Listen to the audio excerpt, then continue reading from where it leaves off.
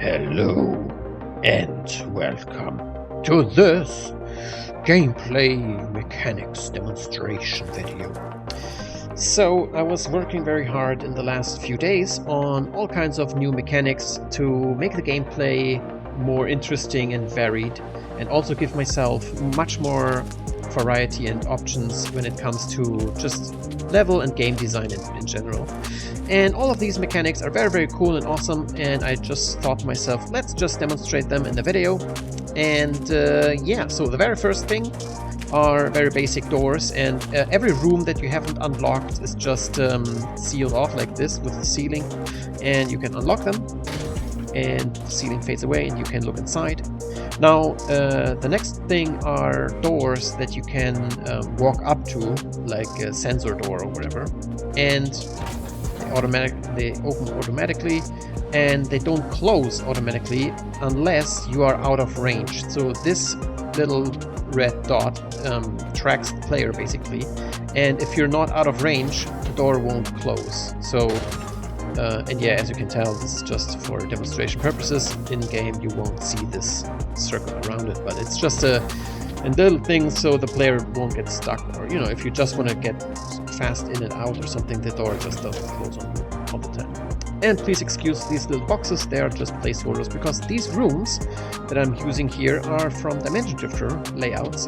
But this is why I added this little whatever weird thing outside, just to show you that I have been working on a system, or like a mechanic or whatever you want to call it, to make my own walls in any direction and shape whatever I want. So a lot of criticism I got for all my level design so far in all these 3D games are that all rooms are too blocky. As you can see with these Dimension Drifter rooms, they are very blocky.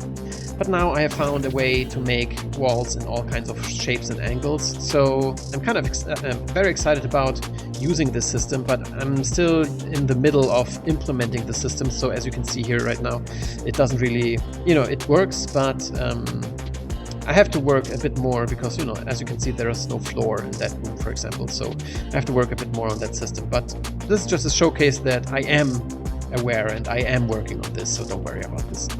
Next thing I want to show you are laser barriers, and this one says donut required.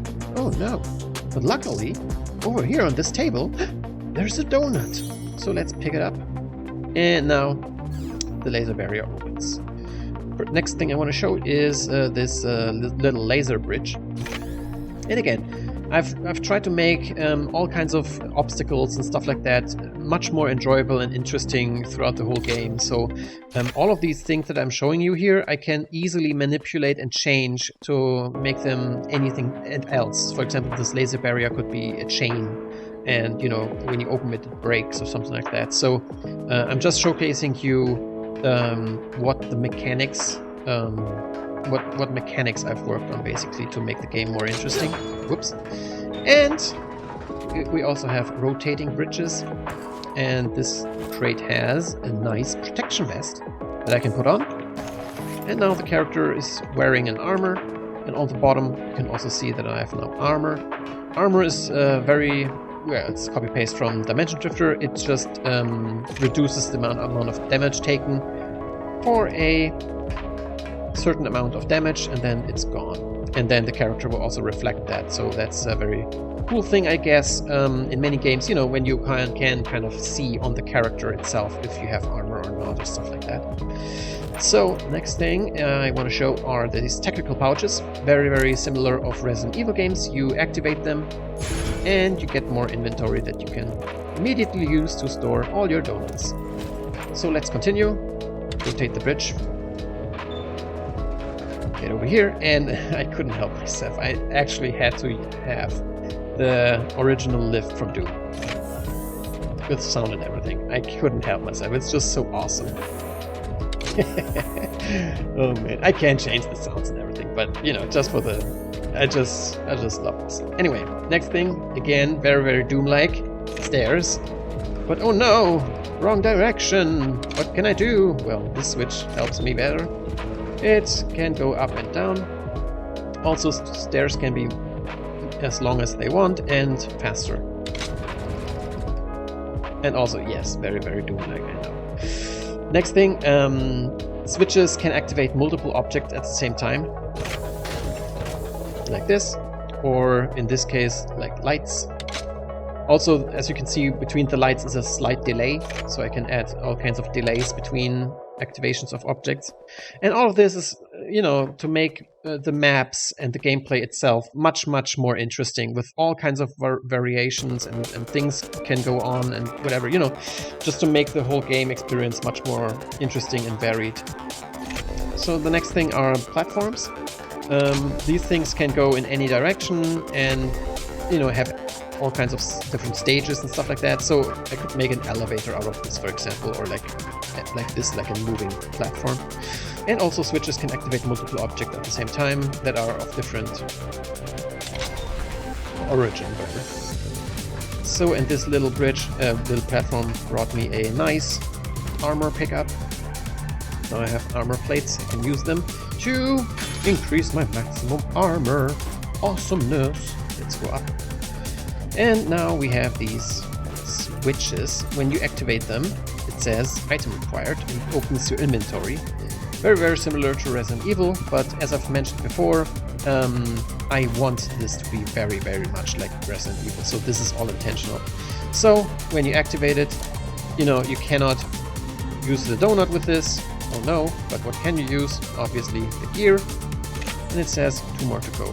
But right now, when I try to go through this barrier, it says mechanism doesn't work. So let's continue putting gears in these boxes. 1 more to go, and mechanism restored. And now I can go through the barrier. Amazing! And yeah, this is also like a proximity thing. Awesome. Now let's get my amazing loot box for my as a reward.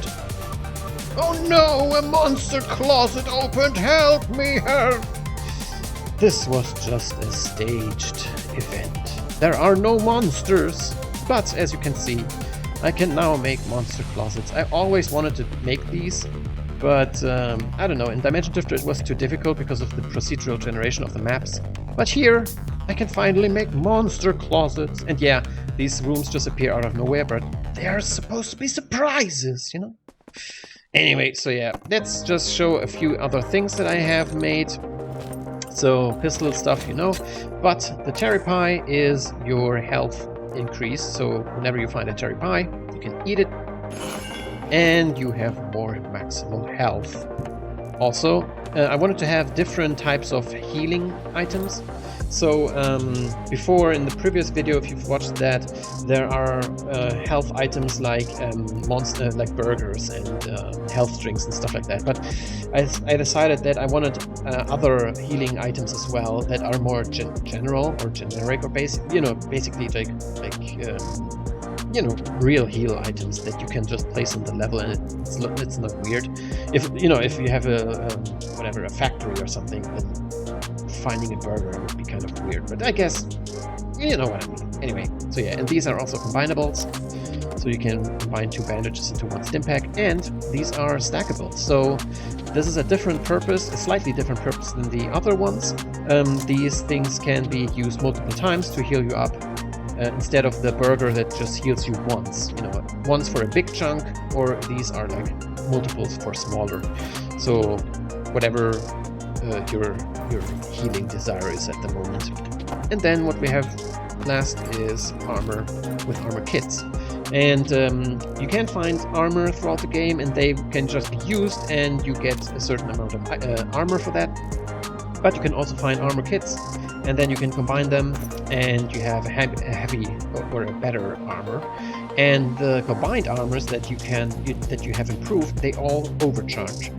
And I don't know if this is a term that is like, you know, if people just understand what I mean by that, or if I'm just you know, I have no idea. So please tell me if overcharge doesn't mean anything to you, but it means that it goes above the maximum. So you can use it, and you know, I have 100 out of 120 because my maximum was 60. So yeah, and the last is the donut that I can eat and get a bit of karma. Nice. And karma is a value system that gives you upgrade points basically for your character. So the more karma you collect by quests and killing enemies and stuff, the more points you get. And once you find a bed somewhere to lay down, you can spend these karma points to improve your character. So yeah, that is basically all my showcase for today. So yeah, thank you guys for watching. Please tell me if you like these mechanics or if you think they're stupid and you hate them. And yeah, I will now, basically now I'm done with all the mechanics of the game, so I will now start making all the nice levels and layouts and everything. So I now have a lot of things to work with to make my maps very, very cool and interesting and stylish. So anyway, yeah, thank you guys for watching, and I see you in the next video.